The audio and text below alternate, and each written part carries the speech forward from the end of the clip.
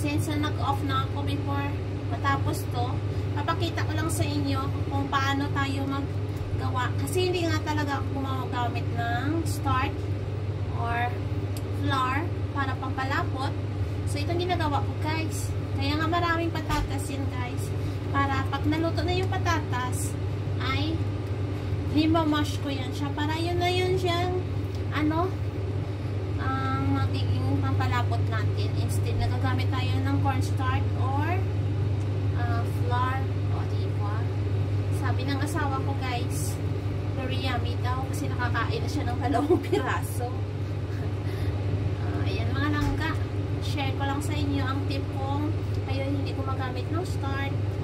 Pagluto kayo ng vegetables, tagyan nyo ng medyo marami ang patatas para, ayan, may sauce kayo, pang tikining sauce ninyo yan. So, ayan na mga langga. Kainan na po. Ito na ang luto ni Ate Merla na chicken curry. Love, love guys! Maraming salamat sa panonood. Kainan na po!